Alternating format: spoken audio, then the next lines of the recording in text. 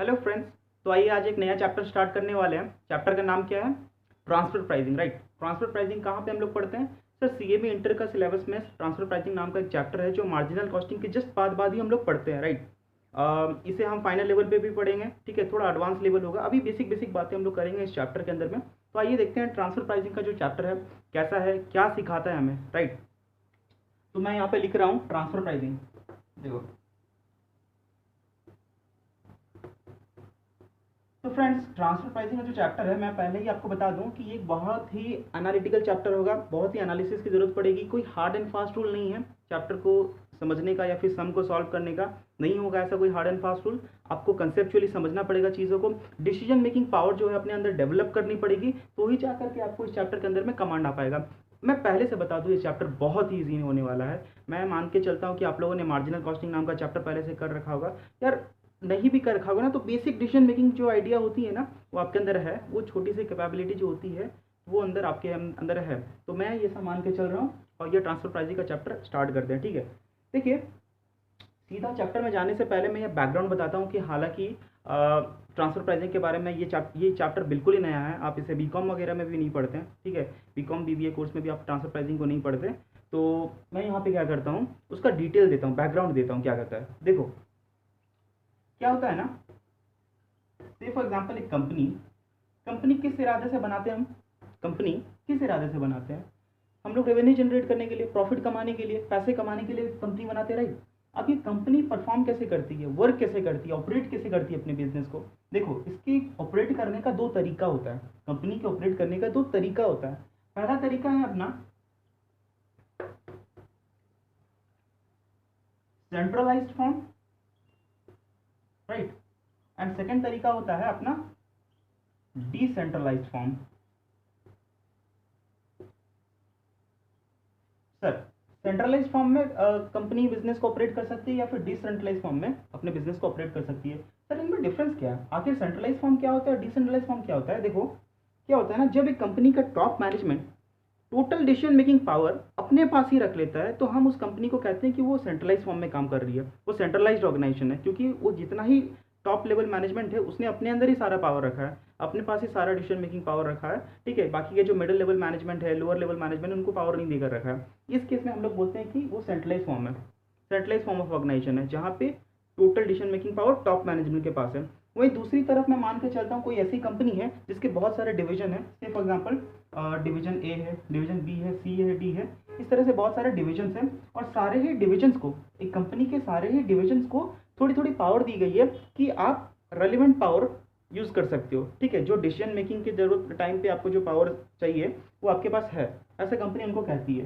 तो A B C D जब जब जरूरत पड़ेगा तब तब वो पावर को यूटिलाइज कर पाएंगे, डिसीजन मेकिंग कर पाएंगे एंड बिजनेस को प्रोपेगेट करने में, प्रॉस्पर करने में हेल्प कर पाएंगे। राइट, तो यहाँ पे क्या हो जाता है ना, यहाँ पे देखो टॉप मैनेजमेंट पूरी बिजनेस को संभालती है। यहाँ पे क्या होता है ना, ये डिसेंट्रलाइज फॉर्म में कंपनी क्या करती है, अपने अपने बिजनेस को छोटे छोटे यूनिट्स में तोड़ देती है।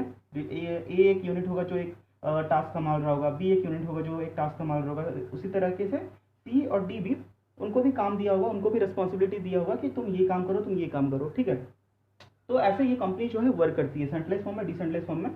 ठीक है, अब मैं आपका ध्यान चाहूँगा दो वर्ड्स की तरफ में। आपने पहले कभी ना कभी ये वर्ड को सुना होगा, इसका नाम है प्रॉफिट सेंटर और एक होता है कॉस्ट सेंटर। क्या बोला मैंने? प्रॉफिट सेंटर और एक होता है कॉस्ट सेंटर। सर ये प्रॉफिट सेंटर क्या होता है और ये कॉस्ट सेंटर क्या होता है? देखो, जब कंपनी के जब यूनिट्स होते हैं, कंपनी के जिस तरह से यहाँ पे मैंने यूनिट्स बोला ना कि कंपनी का ए बी सी डी ये सारे डिफरेंट यूनिट्स हैं जो डिफरेंट डिफरेंट रिस्पॉन्सिबिलिटी संभाल रहे हैं, डिफरेंट डिफरेंट टास्क पे काम कर रहे हैं। उसी तरह से क्या होता है ना, जब हमारे बिजनेस के जो सब यूनिट्स हैं, वो यूनिट्स, उनमें से कोई अगर यूनिट रिस्पॉन्सिबल होता है प्रॉफिट जनरेट करने के लिए, रेवेन्यू जनरेट करने के लिए for the company, in that case वो जो यूनिट्स हैं जो रेवेन्यू जनरेट कर रहे हैं, जो प्रॉफिट जनरेट कर रहे हैं कंपनी के लिए, उनको हम लोग बोलते हैं प्रॉफिट सेंटर। से फॉर एग्जाम्पल ये कंपनी है, कंपनी के 4 डिविजन है, एक्स वाई जेड और पी। ये दोनों डिवीजन क्या करते हैं ना, प्रॉफिट ला कर देते हैं कंपनी को। ठीक है, प्रॉफिट ला कर देते हैं कंपनी को, इन दैट केस हम लोग इनको बोलेंगे प्रॉफिट सेंटर। वहीं दूसरी तरफ जो जेड एंड पी है वो क्या करती हैं, वो कॉस्ट इनकर करते हैं। ये वो डिपार्टमेंट है जहाँ पे हमारा सारा कॉस्ट इनकर होता है, ये प्रोडक्शन डिपार्टमेंट है। ठीक है ना। ये वो डिपार्टमेंट है जहाँ पे हमारा सारा कॉस्ट इनकर होता है, whether in form of direct और इनडायरेक्ट, डायरेक्ट फॉर्म में बोलो या फिर इनडायरेक्ट फॉर्म में बोल लो, यहाँ पे कॉस्ट इनकर होता है। तो जो डिपार्टमेंट के लिए हम लोग कॉस्ट कैलकुलेट कर रहे हैं या फिर जो डिपार्टमेंट के लिए हम लोग पता लगा रहे हैं कि उस डिपार्टमेंट में आखिर खर्चा कितना हुआ है, ठीक है, उन डिपार्टमेंट्स को जिनके लिए खर्च किया गया है, जिनके लिए कॉस्ट इनकर किया गया है, उन डिपार्टमेंट्स को कहते हैं कॉस्ट सेंटर, राइट। लेकिन वही दूसरी तरफ वो डिपार्टमेंट जो हमारे कंपनी के लिए प्रॉफिट लाने के लिए रिस्पॉन्सिबल होते हैं, उन्हें हम लोग कहते हैं प्रॉफिट सेंटर, राइट। तो ये कुछ बातें फ्रेंड्स मैंने चैप्टर के स्टार्ट होने से पहले क्लियर कर दी कि आखिर कंपनी किस तरीके से वर्क करती है, किस तरीके से ऑपरेट करती है। सर डिसेंट्रलाइज फॉर्म में कर सकती है या सेंट्रलाइज फॉर्म में काम कर सकती है। सेंट्रलाइज फॉर्म में क्या होता है, कंपनी के जो टोटल डिसीजन मेकिंग पावर है वो टॉप मैनेजमेंट के पास होता है, राइट। लेकिन डिसेंट्रलाइज फॉर्म में क्या होता है, कंपनी अपने बिजनेस को छोटे छोटे यूनिट्स में तोड़ देती हैं और हर यूनिट रिस्पॉन्सिबल होता है कुछ कुछ टास्क के लिए, राइट। ये सर डिसेंट्रलाइज फॉर्म होता है। फिर मैंने आप लोग को बताया कि यार ये प्रॉफिट सेंटर क्या होता है, कॉस्ट सेंटर क्या होता है। प्रॉफिट सेंटर वो डिवीजन होता है, वो यूनिट होता है कंपनी का that is responsible for bringing profit to the company, and cost centre are दो centre in the company where costs are incurred for departments for which costs are incurred, those departments are known as cost centre. जैसे यहाँ पे Z और P, यहाँ पे cost incur हो रहा है, तो इन दोनों डिपार्टमेंट को हम लोग बोलते हैं कॉस्ट सेंटर, एंड इन दोनों डिपार्टमेंट को हम लोग बोलते हैं प्रॉफिट सेंटर। एक्स और वाई को बोलेंगे profit centre because X and Y हमारे लिए प्रॉफिट जनरेट कर रहे हैं, राइट। तो फ्रेंड्स ये छोटा सा ओवरव्यू था।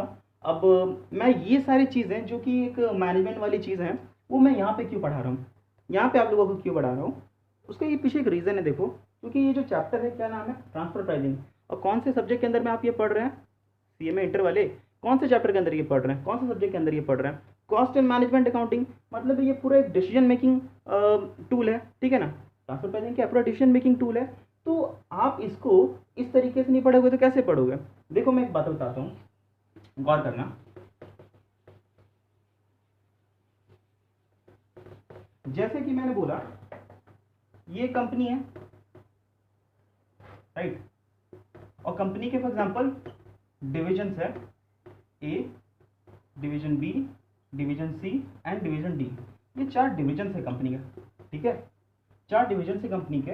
अब क्या होता है ना, डिवीजन ए एक ऐसा यूनिट है इस कंपनी का नाम है से for example DSEI, for example Deepak Sharma educational institute एक कंपनी है, ठीक है। और वो कंपनी के 4 डिविजन है ABCD। ए फॉर एग्जांपल कोई प्रोडक्ट बनाता है, ठीक है, कोई प्रोडक्ट बनाता है और वो इसको ट्रांसफर करता है बी को, ठीक है। बी ए से सामान खरीदता है एंड बी उसको फिर से प्रोसेस करके सी को ट्रांसफर करता है। सी फिर उसमें कुछ कॉस्ट इनकर करता है, जो बी से लाया उसमें फिर से कुछ कॉस्ट इनकर किया, फिर से प्रोसेस किया, एंड फाइनली सी क्या करता है, डी को ट्रांसफर कर देता है प्रोडक्ट को। अब जब डी के पास प्रोडक्ट आ गया, उसमें से वो क्या करता है, सेलिंग एंड डिस्ट्रीब्यूशन एक्सपेंडिचर वगैरह इनकर करके फाइनली सेल कर देता है। सेल करने के बाद में क्या आ जाता है, उसके बाद में प्रॉफिट आ जाता है, राइट। एंड कंपनी को इस तरीके से प्रॉफिट मिल जाता है। ये जनरल फॉर्म होता है बिजनेस को ऑपरेट करने के लिए। लेकिन ट्रांसफर प्राइसिंग चैप्टर हम लोग क्यों पढ़ रहे हैं, अगर इतना ही सिंपल होता है कि ए कॉस्ट इनकर किया, कॉस्ट इनकर करने के बाद उसे तो पता होगा ना कि इस प्रोडक्ट को बनाने के लिए ए ने कितना कॉस्ट इनकर किया। से फॉर एग्जांपल ए 10,000 यूनिट्स बना रहा था, अगर 10,000 यूनिट्स बना रहा था ए, तो ए को तो पता होगा ना 10,000 यूनिट्स बनाने के लिए उसको कितना कॉस्ट इनकर करना पड़ा। वो बता देगा बी को कि भाई ले 10,000 यूनिट्स का कॉस्ट इतना है। उसी तरह से बी उस पर कुछ और खर्च करेगा, सी को बता देगा ले टोटल कॉस्ट इतना है, फिर सी डी को बता देगा कि टोटल कॉस्ट इतना है, तभी तो डी उसको सेल कर पाएगा ना, सेलिंग प्राइस डिटरमाइन करके। लेकिन यार ये देखो ट्रांसफर प्राइसिंग का चैप्टर में हम लोग क्या बोला ना, ट्रांसफर प्राइसिंग में मैंने जैसे आपको बोला कि यार एक प्रॉफिट सेंटर होता है, एक कॉस्ट सेंटर होता है।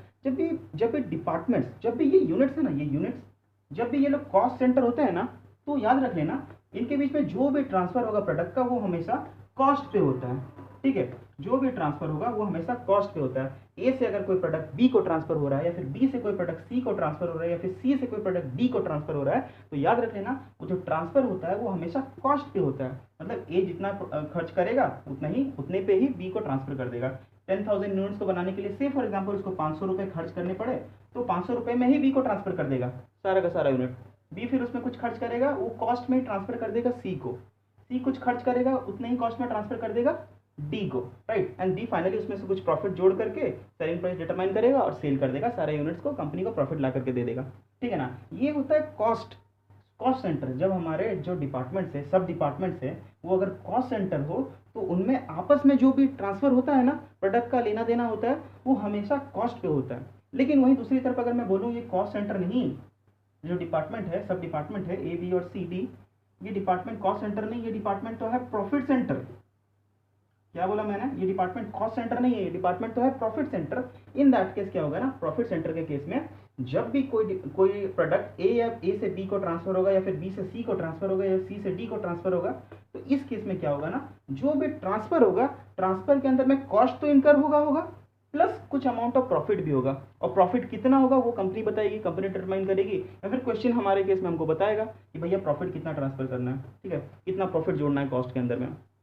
इन सिंपल वर्ड्स, मैं जिस तरह से मैंने यहाँ पे बोला कि ए को ये 10,000 यूनिट्स को प्रोड्यूस करने के लिए लग गए 500 रुपये, 500 रुपये कॉस्ट इनकर करना पड़ा, दिस वाज कॉस्ट, ठीक है। और ए क्या करता था, जब ए कॉस्ट सेंटर हुआ करता था, ए 500 रुपये में ही 10,000 यूनिट्स को ट्रांसफर कर देता था बी को, राइट। लेकिन अब जबकि ए बी सी डी चारों के चारों ही प्रॉफिट सेंटर है, इन दैट केस क्या होगा, इनके बीच में, इनके आपस के बीच में जो भी ट्रांसफर होगा वो प्रॉफिट पे ट्रांसफर होगा। वो उनके अंदर में कॉस्ट तो होगा ही होगा, जो प्रोड्यूस करने के लिए, जो प्रोसेस करने के लिए जो कॉस्ट लगता है वो कॉस्ट तो होगा प्लस कुछ अमाउंट ऑफ प्रॉफिट भी होगा, राइट। तो मैंने यहाँ पे बोला कि फॉर एग्जाम्पल कॉस्ट तो था 500 रुपया प्लस कुछ प्रॉफिट, से मैं इस केस में बोल रहा हूँ प्रॉफिट है 100 रुपया, ठीक है। तो टोटल जो ट्रांसफर प्राइस है ना, ट्रांसफर प्राइस ए से बी को ट्रांसफर करने का जो प्राइस होगा वो 600 रुपया होगा। इससे ये क्या पता चलेगा, पता है इससे क्या फायदा हुआ? आप बोलोगे सर जबरदस्ती कॉस्ट को इन्फ्लेट कर दिए, जबरदस्ती जो सेलिंग प्राइस आएगा वो इन्फ्लेटेड आएगा। नहीं भैया, देखो मैंने बोला ना, फॉर एग्जांपल ये जो प्रोडक्ट है डी, जो प्रोडक्ट है डी, डी को जो लास्ट डिपार्टमेंट डी था, डी डिपार्टमेंट प्रोसेस वगैरह करने के बाद, सारा ओवरहेड इनकर करने के बाद जो सेल करता था मार्केट में, फिनिश प्रोडक्ट को सेल करता था मार्केट में, कौन? डी। वो कितने में सेल करता था मालूम? मैं बोलता हूँ 6,000 रुपीज़ पर यूनिट में सेल करता था।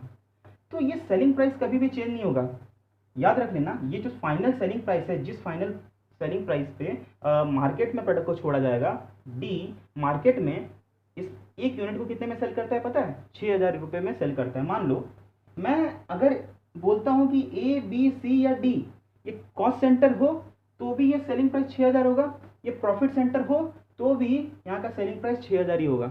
अगर सारे डिवीजन कॉस्ट सेंटर है तो भी सेलिंग प्राइस कितना होगा? 6,000 होगा। सारे डिवीजन प्रॉफिट सेंटर है तो भी सेलिंग प्राइस कितना होगा?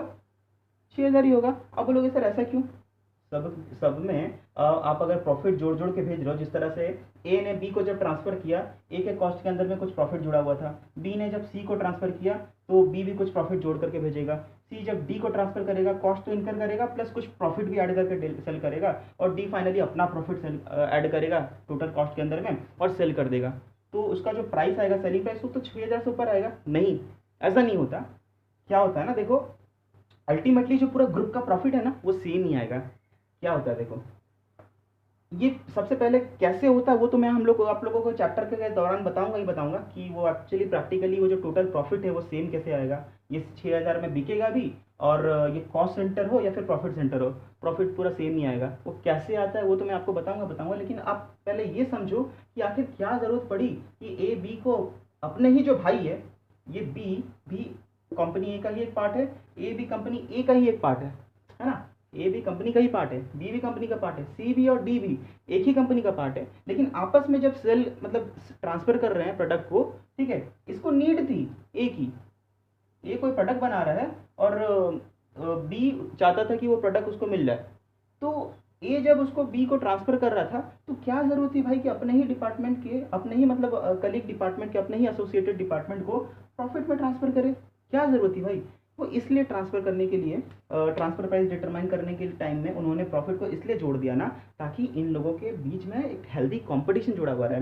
मैंने आप लोगों को स्टार्टिंग में बोल दिया था कि डिसेंट्रलाइज फॉर्म में ट्रांसफर प्राइसिंग पूरी तरीके से डिसेंट्रलाइज फॉर्म पे काम करती है बाबू, याद रख लेना, ठीक है। जब भी ए से बी को ट्रांसफर होगा ना, तो कंपनी के जो मैनेजमेंट है, टॉप मैनेजमेंट है, वो ये आइडेंटिफाई करना चाहते हैं कि कौन सा यूनिट हमारा पूरा एफिशिएंटली काम कर रहा है, ठीक है। सिंस ये सारे के सारे अगर यूनिट प्रॉफिट सेंटर है तो प्रॉफिट तो रहेगा ही रहेगा, उनके ट्रांसफर प्राइस में प्रॉफिट एलिमेंट रहेगा ही रहेगा। तो कौन सा डिपार्टमेंट ऐसा है जो कि सबसे ज़्यादा प्रॉफिट मुझे ला करके दे रहा है, ठीक है। और याद रखना, सबसे बड़ी बात होती है ना कि डिपार्टमेंट बी को ये बिल्कुल पता नहीं रहेगा कि डिपार्टमेंट ए का कॉस्ट कितना है, डिपार्टमेंट सी को बिल्कुल नहीं पता रहेगा कि डिपार्टमेंट बी का कॉस्ट कितना है। अगर पता ही रहेगा भाई, अगर पता ही रहेगा तो फिर काहेगा कंपटीशन नहीं होगा वहाँ पे। क्यों? क्योंकि सोचो ना यार, अगर अगर बी को पता रहेगा कि ए कितने में बनाता है और उसके साथ में प्रॉफिट जोड़ करके उसको दे रहा है, 500 रुपये का कॉस्ट था, ए ने क्या किया, 100 रुपये का उसमें से प्रॉफिट जोड़ दिया, 600 रुपये ट्रांसफर प्राइस बता रहा है, और बी को बोल रहा है भाई तो मुझे 600 रुपये दे, मैं तुझे 1 यूनिट सेल करूंगा। बी बोलेगा ना, हाँ तो मेरा भाई होके 500 रुपये का कॉस्ट इनकर करता है और मुझसे 100 रुपये प्रॉफिट चार्ज करता है, सिंस तू मेरा भाई है फिर भी तू मेरे से 100 रुपये प्रॉफिट चार्ज करेगा, हम लोग यार एक ही कंपनी के बच्चे हैं, फिर भी तुम हमसे प्रॉफिट चार्ज कर रहा है। तो ये यहाँ पे पता है ना, क्लैप्स होने का डर है, ठीक है, लोग यहाँ पे झगड़ सकते हैं, डिस्प्यूट क्रिएट हो सकता है, इसके लिए कभी भी इन लोगों को टोटल कॉस्ट मैनेजमेंट बताती नहीं है कि भाई बी ए का टोटल कॉस्ट इतना था, सी बी के लिए बी का टोटल कॉस्ट इतना था, ऐसा कभी डिस्क्लोज नहीं करते, ठीक है ना। इस केस में क्या होता है ना, ए जब बी को ट्रांसफर करेगा प्रॉफिट में, बी सी को ट्रांसफर करेगा प्रॉफिट में, तो सारे डिवीजन के जब लास्ट में पता चलेगा ना, टोटल प्रॉफिट जब कैलकुलेट होगा, तो मतलब जो टॉप मैनेजमेंट है वो ये आइडेंटिफाई कर पाएगी कि हाँ सबसे ज़्यादा जो मतलब एफिशिएंट यूनिट कौन सा है, कौन सा यूनिट है, कौन सा प्रॉफिट सेंटर है जो सबसे ज़्यादा प्रॉफिट हमको ला कर दे रहा है, राइट। तो इससे क्या हो पाएगा, कंपनी कंट्रोल कर पाएगी कि ये फॉर एग्जांपल ये डिवीजन डी, फॉर एग्जांपल ये डिवीजन डी और डिपार्टमेंट, और एक डिपार्टमेंट है डिपार्टमेंट ए, है ना, डिपार्टमेंट ए अच्छा परफॉर्म कर रहा है उसको रिवॉर्ड दो, डिपार्टमेंट सी अच्छा परफॉर्म नहीं कर रहा है उसको पनिश करो, उसको बोलो, उसमें गलतियां निकालो, बोलो तुम ऐसा वेरिएंस क्यों आ रहा है, क्यों तुम अच्छा परफॉर्म नहीं कर रहे हो, क्या दिक्कत है, उससे बात किया जाएगा, समझ रहे हो। ये कब पता हो पाएगा, जब अप्रेजल होगा तब तो। और अप्रेजल कब होगा यार, अगर कॉस्ट में ट्रांसफर हो जाएगा तो कंपटीशन नहीं है, कंपटीशन नहीं है तो ये लोग उतना एफिशिएंटली काम नहीं करेंगे।